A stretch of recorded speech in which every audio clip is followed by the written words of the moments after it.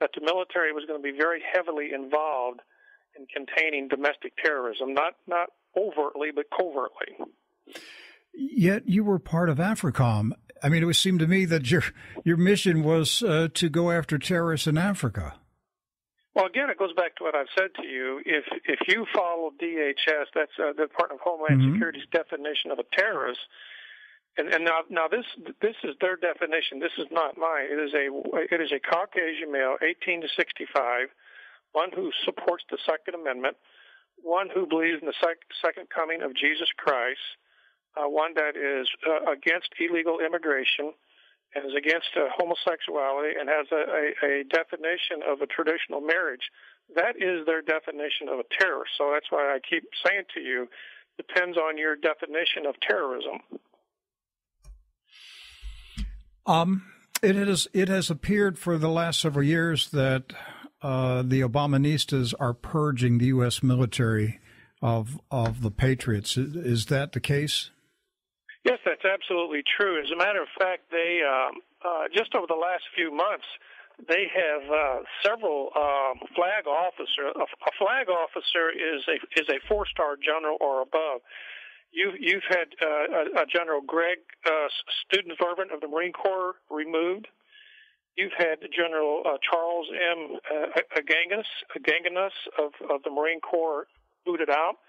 You've had Lieutenant General David Holmes Hooton of the Army, Vice Admiral Tim Giagna of the Navy. You've had Major General Michael Gray of the Air Force. These men were removed of service because of their refusal to support military involvement in domestic affairs. That's the reason they were booted out. Why haven't any of those men spoken out? Well, generals are not like enlisted.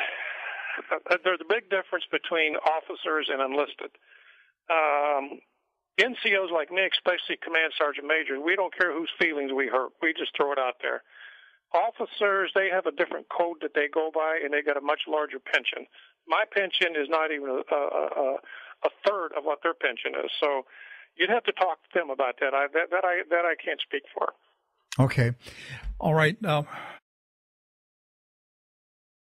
But you have to put that aside, and you have to make some decisions, because God put the man in charge of his household to do two things: provide and protect his family.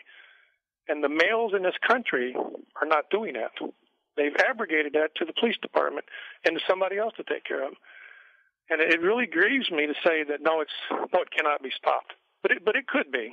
If we could get the men mobilized to get politically active and hold the local officials and state officials responsible, we could change this. But I would give you some suggestions on this. Focus your political attention at the county and the state level, such as the sheriff's office and things like that. Do not give any support to any federal career politician.